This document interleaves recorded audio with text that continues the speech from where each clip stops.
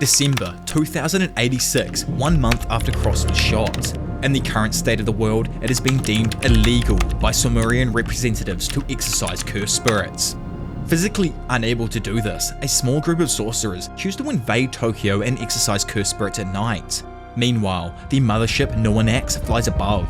Inside, Asuki and his boy try to sense the Kalens below them in Tokyo. As if fate wanted the world to be torn apart, Asuki begins sensing the cries of the cursed spirits and the cries of Earth's Kalens. Immediately following this, a message was sent from the Sumerian representative in which they designated the mass killings of cursed spirits an international crime, and therefore demanded the Japanese government take full responsibility. Firing back, Japan's government tried explaining that the exorcism of Earth's cursed spirits constitutes an act of superior force, and therefore this action should be exempted from illegality.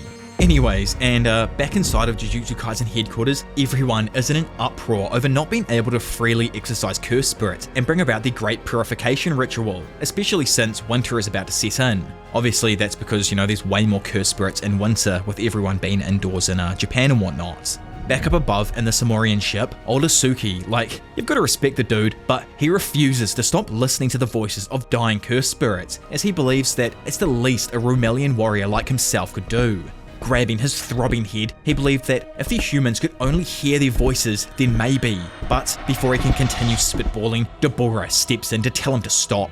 Unable to hold himself back though, Asuki calls out Daborah for being no more than a Deskunte outsider, unable to understand the Rumelian religion or their connection to the Kalens. Turning away, Daborah apologized to Big Jabber. He understands that, at the end of the day, he really is nothing more than a Deskunte warrior. Receiving another message from the Sumerians' representative, they confirm with the humans the continued mass killings of cursed spirits. With this not stopping, they have to ensure their protection and will be establishing a new government and new nation of Rumel within Tokyo. Should this be refused, they want judgment through a duel, as this is the way of the Deskunte. Back over inside of Jujutsu headquarters, they're all going crazy with the idea that their secret exorcisms have been called out by the Rumelians. One of the people there suggests giving up on Tokyo, while another worries that the cursed spirits inside of it could flow out all across Japan at any moment. Plus, if they just end up separating where they live with the Sumerians, that's nothing more than segregation. It could solve some issues now, but it'll cause nothing but problems for future generations. The pigtail sorcerer, now being a more senior member with Yakamura's status being, completely unknown after he got his freaking arm chopped off, tells everyone to just be quiet right now. In her eyes, the woman suggests that there is only one obvious candidate to duel Daborah, and that is Yuji Itadori. Actually mental thinking that bro is still alive somewhere in this world, kicking it almost 70 years later. Anyways, she asks if they could find him, but Mino, sweating balls, reveals that they haven't. They don't have a clue where he currently is. Earlier in the day, he actually spoke to the retired carpenter, Miss Nobara Kugasaki. She mentioned that the last time she saw him was during Hana's funeral, and he'd pretty much refused to come to anyone else's since then. She jokes about how he looks like a complete musclehead, but deep down, he can't bear to see any more of his friends die before him.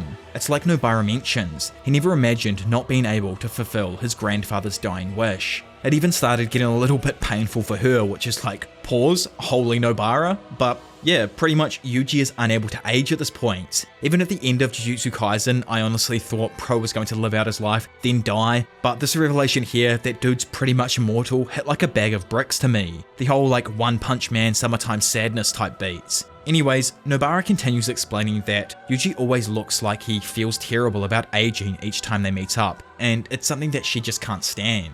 Ending her message to Mino, Nobara asks that if they do end up finding him, then to give him a message from her. Don't look down on me, you idiot. Sitting there, Mino can't fathom that it's really all over for them. However, the girl does mention they have one final hope.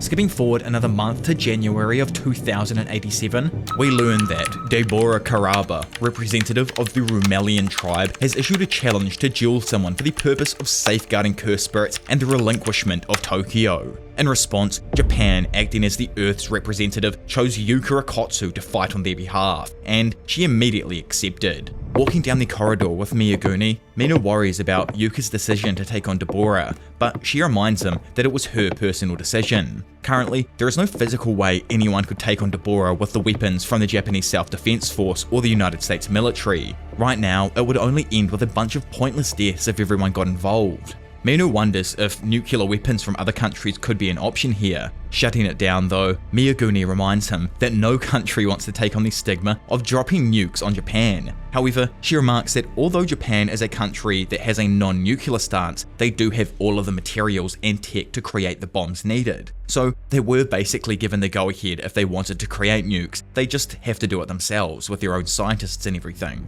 Elsewhere, Maru ponders over the fate of his brother Cross. He asks himself how long it's been since he found it difficult to communicate with him.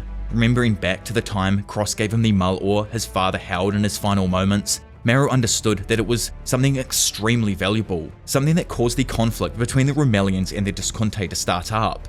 Getting pissed at the fact that what their dad really left for them was just an ordinary rock, Maru threw it at the floor, smashing it to bits. Cross goes to ask him why he did that, but Maru, while furiously stomping the remains into dust, screams, asking why he'd protect this thing. Their father lost sight of his job as a warrior, and now they need to forget all about him. In truth though, Maru just didn't want Cross to find out that it was a plain, ordinary rock, so he told him the lie that their father had lost his way.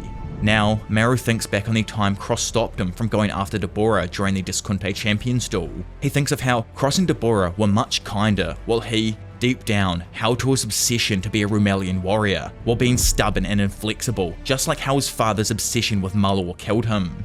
Now, after witnessing Cross on the brink of death, Maru wishes to speak to Cross and simply apologize to him.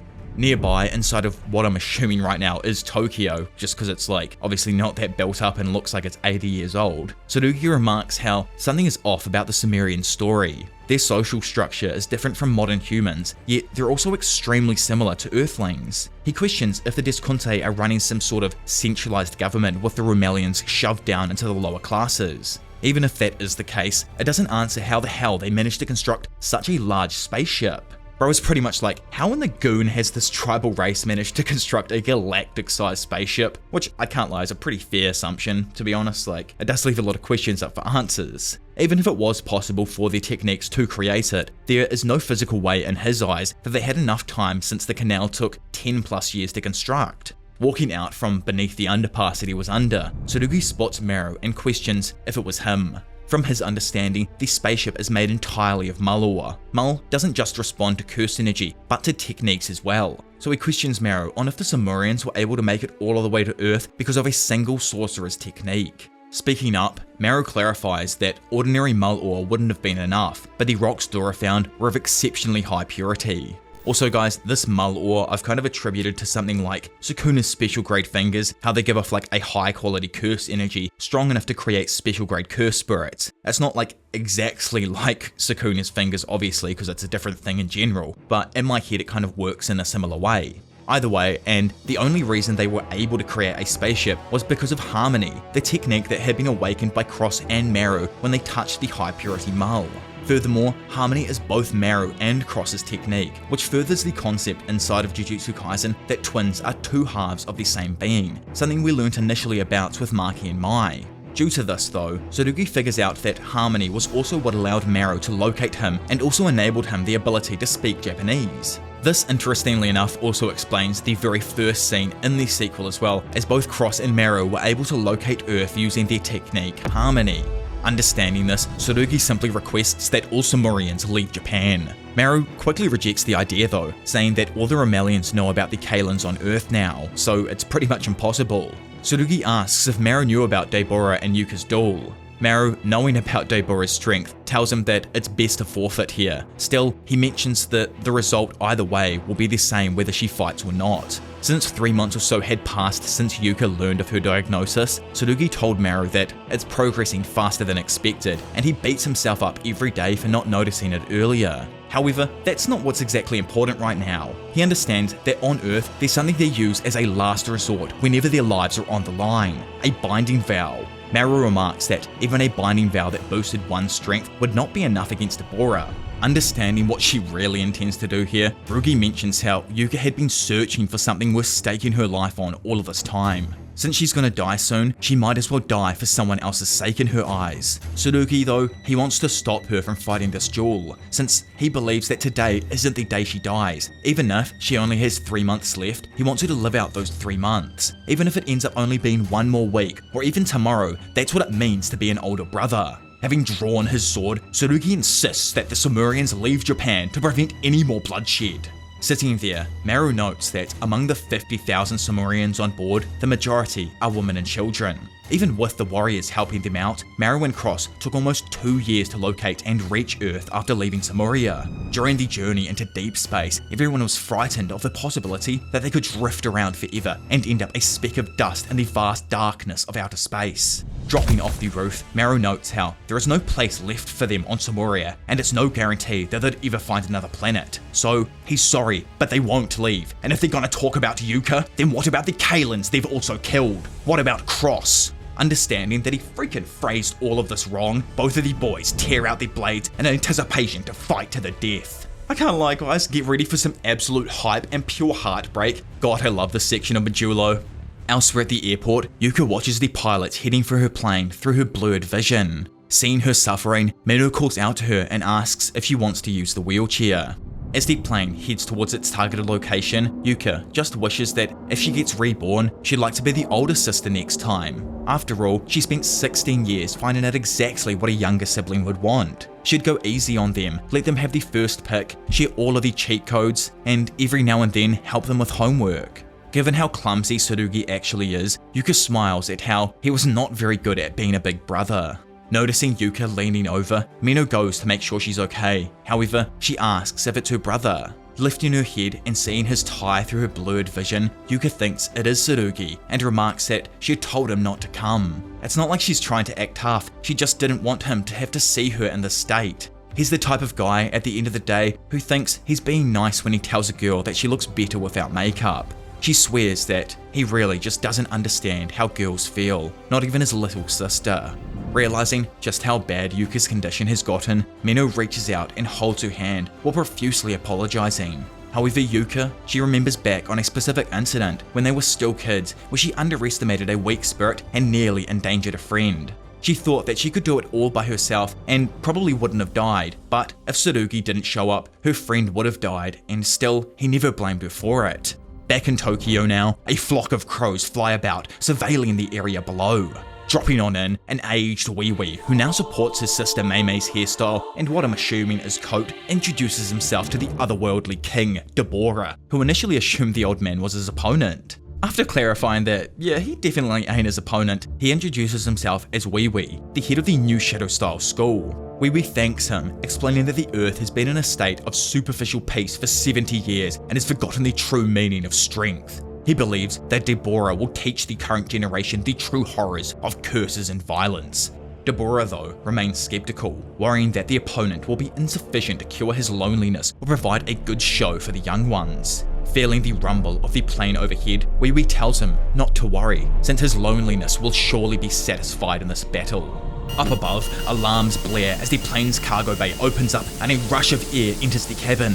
Lifting her head up, Yuka looks at Mino, still thinking he's Tsurugi, and smiles. Realizing how much she loved her brother, she wishes that if she does get reborn, she'd like to be the little sister once again. Sliding out, Yuka falls off the plane, eyes closed as her wheelchair breaks apart in midair. In Jujutsu Kaisen, I'm just gonna bring this up as well, but it was pretty obvious that planes represented the vehicle for a new life. Whether it is to go north, as in to change into a different being like Naoya did, or to go south and remain exactly as you are like most of the main cast did throughout Jujutsu Kaisen.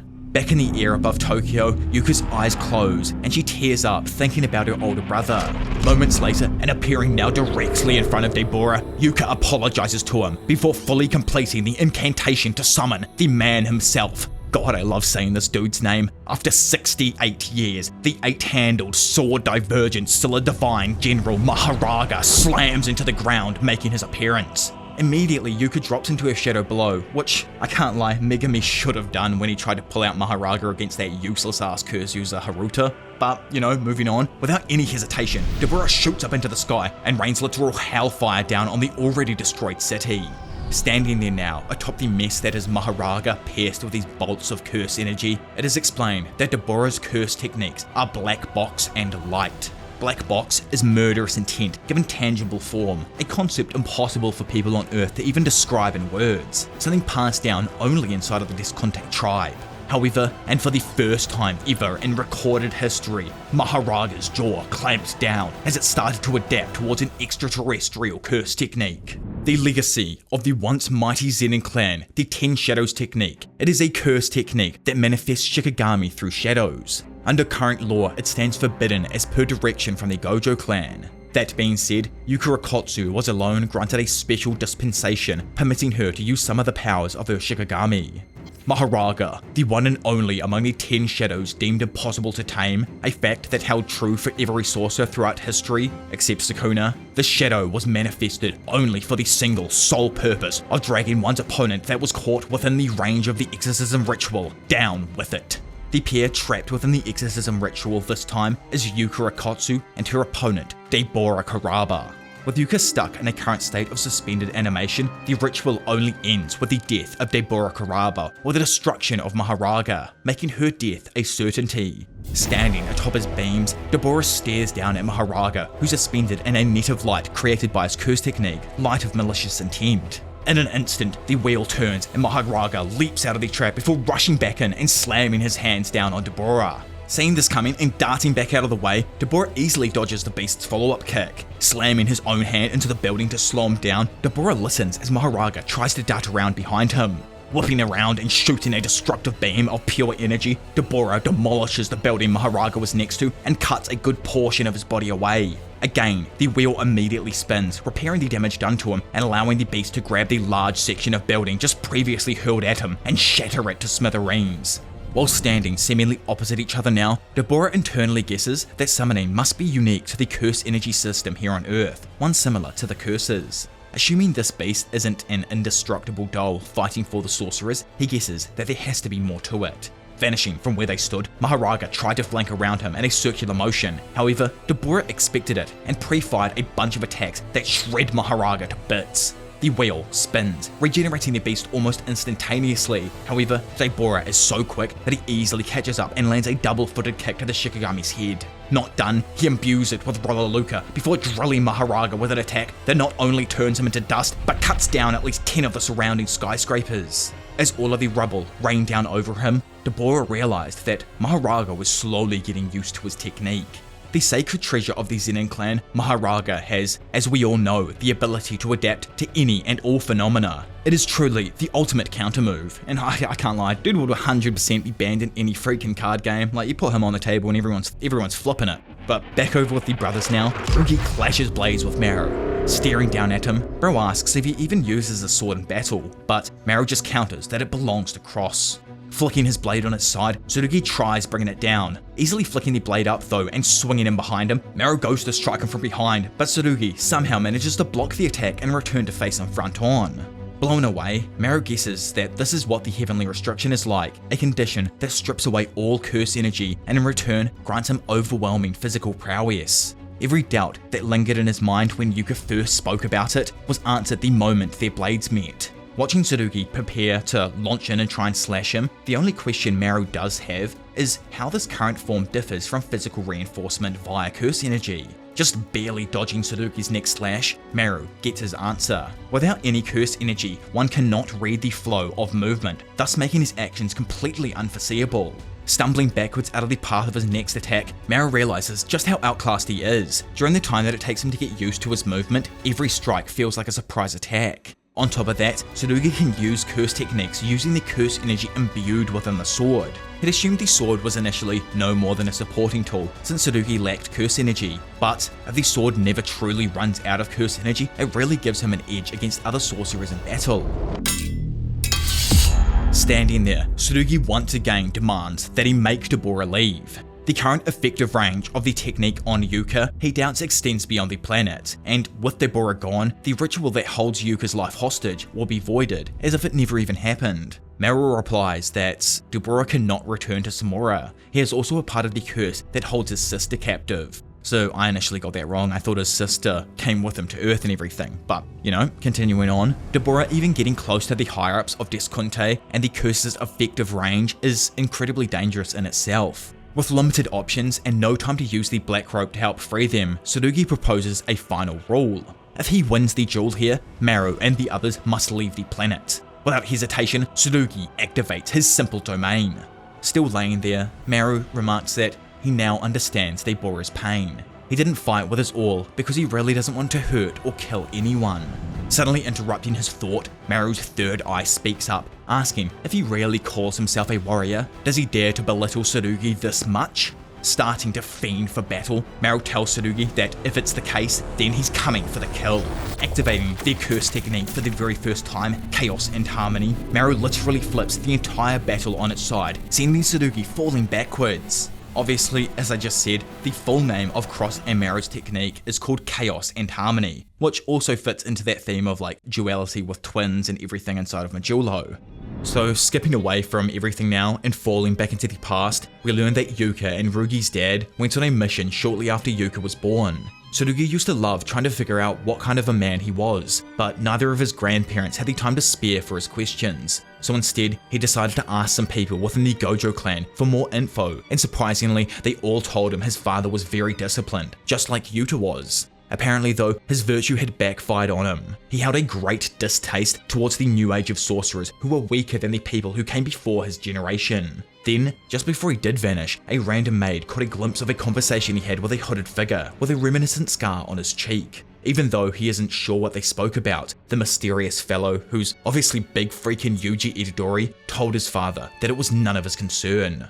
Pondering it all, Suduki questions why their father left right after Yuka's birth, and not his. Surely it had something to do with him not being born with a technique, while Yuka inherited the legendary 10 Shadows technique. Tsurugi isn't sure what his father thought back then, but guesses he must have accomplished the mission when Yuka was born. Questioning himself, he wonders if he had been born with a technique first, would Yuka have even been brought into this world? And if she was born without a technique like him, would he have even stayed? Coming back to reality now, as he falls down past buildings in this contorted environment, Rugi admits to himself that he assumed Yuka was better off not knowing about what happened to their dad. However, she's a very smart girl, so he assumes she figured it out one way or another. Flicking his hand out, Tsurugi catches onto one of the window sills of the building, stopping his seemingly endless descent into darkness. Not giving him a moment to think though, Maru launched in, shattering the window and just slightly slashing our boy while trying to stab his ass. Rugi, who just barely managed to dodge, flicks around and bursts up through another sheet of glass, getting himself back on solid ground.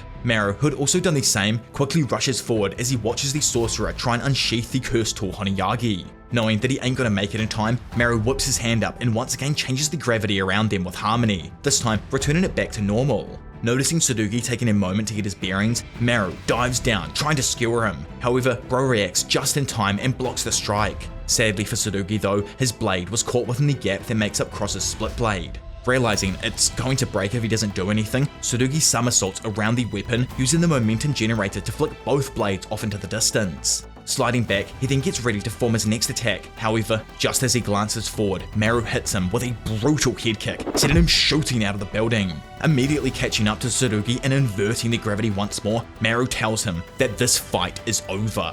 Knowing that he's probably right here, Tsurugi tells him that if there's even a chance at saving his sister, he'll take that gamble. Respecting the human's morals, Maru rips his left arm forward, delivering a vicious punch that launches the sorcerer into one of the nearby skyscrapers. Catching up to him and activating chaos, Maru elevates all of the ground vehicles around him before launching them in an all-out attack at the sorcerer. Somewhat upset with what he had to do, Maru watches from a distance as the inside of the tower erupts with flame. Inside of the tower and laying there, beaten amongst the rubble, Tsurugi assumes that it must be amazing to be born with an inherent talent and pass away in a blaze of glory. However, he cannot accept that. Suddenly, the ring hanging around his neck starts glowing. What he rather wanted for his sister was to simply live somewhere, anywhere, simple or extravagant. Anything else would have been enough. Opening his eyes as the ring illuminates the darkness around him, randomly, a demonic, curse-ridden voice asks him why he had to look just like that woman. Not really wanting to help him here, but being here under the orders of Yuta, Rika tells the young bloke to say, "I accept." Shakily, he asks that if they do that, can they win? Moments later though, from inside of the darkness, Rugi says he accepts, leaving Maru wide-eyed and unable to understand where the extreme increase in curse energy started coming from. In a flash, Tsurugi, now enveloped in a thick layer of aura, rises up through the hole previously created by Maru's attack. Stumbling back, confused where the curse spirit came from, Maru asks what even the hell this is. Answering his question, Tsurugi, while walking him down in utter demon mode, jokes that he should probably be the one asking that question. Kicking things off for real though, Tsurugi beams in and lands a deafening punch that rockets Maru back into the wall directly behind him. But that is enough of me rambling on for now. That there brings us currently up to date with what is happening inside of Jujutsu Kaisen Modulo. I have missed 2 chapters in my recent catch-up coverage, and so if you do want to see more content from me just like this, but for a majority of different series, then make sure to leave a like and subscribe, as it really shows that you all want more content just like this. But either way, for now it's been your professional degenerate Diavolo, and I will see you all in a bit. Bye.